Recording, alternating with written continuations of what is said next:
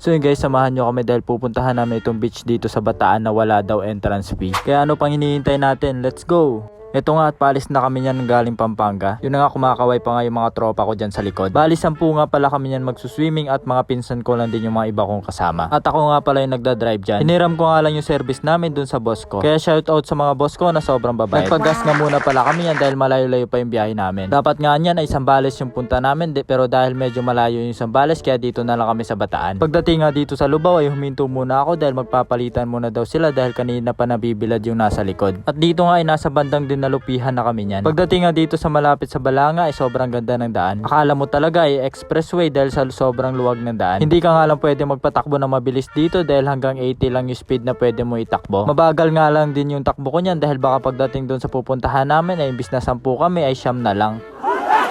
Dito nga huminto muna ulit ako dito sa may boundary na ng Bagak at Balanga. Dahil nga naiihi na din yung mga kasama ko kaya huminto muna ako. Mga bandang alas 12 na nga ng tanghali niyan. Medyo tumagal nga lang kami dito dahil nag picture taking pa yung mga kasama ko. Wala kang buras daw eh, Bakit? puro na tubig. Hindi, pagkapaangat yan. Nababati yan. Doon sa amin. Pagkatapos namin umihi at mag picture taking ay umalis na din kami. Dahil nga hindi pa kami nagtatanghalian kaya nagugutom na din kami niyan. Nag-e-enjoy nga dyan yung mga kasama ko sa likod dahil sobrang presko dito at maraming mga halaman. Kaso nga lang marami ng mga pakurbada dito kaya medyo delikado. At dito nga ay naaamoy na namin yung dagat dahil malapit na kami sa beach na pupuntahan namin. Nakakatakot nga lang yung papasok sa beach dahil makipot yung daan at napakatatarik din. Buti na lang talaga at malakas itong gamit naming sasakyan. At yun, nandito na kami kung saan kami magsuswimming kaya naman magpapark na ako niyan. Finally. Dito na kami guys.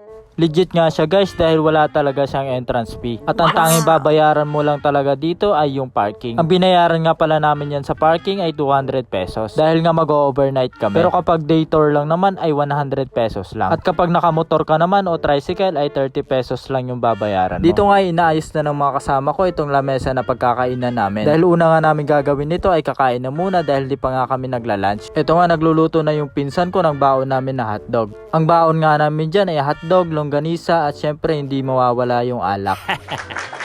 Habang nagluluto naman yung pinsan ko ng kakainin namin na ito namang ibang kasama ko ay inaayos nila yung upuan namin. Okay, oh. Wala dapat na kami ganun.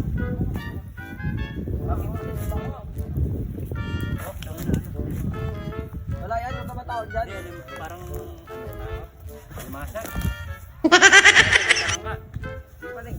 Kanya-kanya nga sila ng gawain dito at itong isa naman ay nilalatag na niya yung banig. Akala ko nga ay matutulog na siya, yung pala ay paglalagyan lang ng pagkain.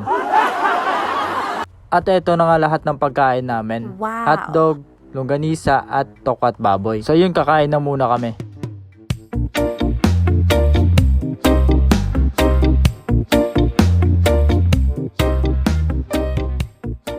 Pagkatapos kumain at nagpahinga lang saglit at ito nagyaya na mag-swimming itong mga kasama ko. Pero dahil sobrang init pa nga niyan kaya nag-relax muna ako dito sa ilalim ng puno. Habang yung pinsan ko naman ay naglilinis dito sa gilid. Dahil nga sobrang daming kalat yung mga plastic at mga bote. Kaya shoutout sa mga mahilig magkalat dyan, ito yung mga kalat nyo. Ito lang yung masasabi ko sa inyo. Kung ayaw nyo nang naglilinis ay wag na lang kayong magkakalat. At dahil hindi na nga mainit kaya naglakad-lakad na muna ako dito sa tabing dagat. Dediretso nga sana ako sa kabilang bakod kaso nga lang may nabasa ako na no trespassing kaya bumalik na lang ako. Madami nga din palang mga nagka-camping dito. Pagkadating nga namin dun sa pwesto namin ay nakita namin itong si kuya na madaming huling isda. Meron pa nga siya na huling malaking pugita. Wow. Laki naman to.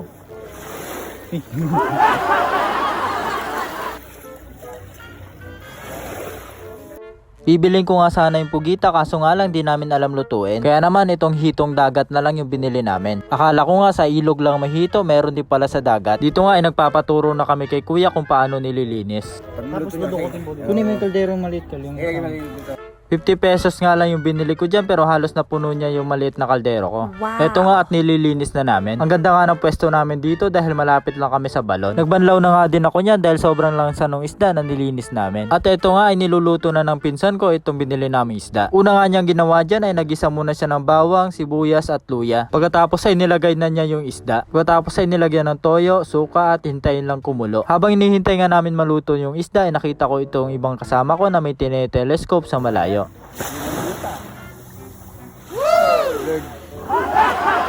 With chicks.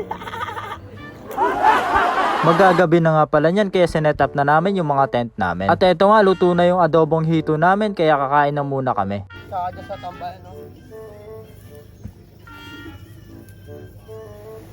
Hindi nga pala namin inadobo lahat ng isda, nagtira kami ng mga 10 piraso para may pangpulutan kami. Ito nga at iniihaw na namin dito sa ginawa naming bonfire. At syempre ito yung unang shot.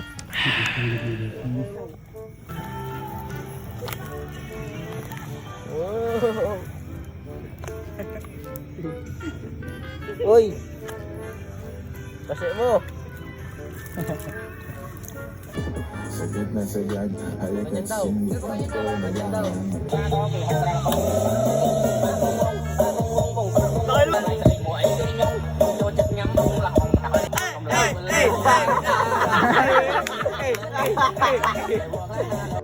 Dito nga dahil naubusan kami ng pampulutan kaya nangisda muna kami dito. Nagkakatumba-tumba nga dyan yung kasama ko dahil lasing na rin. Pero dahil wala kami nahuli kaya bumalik na lang kami. Kinabukasan na nga to at ang aga namin nagising.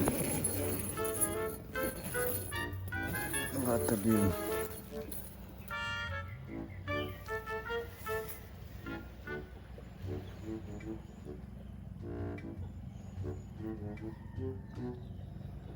Good morning. Ako po. Tayo pabili kape? Kape.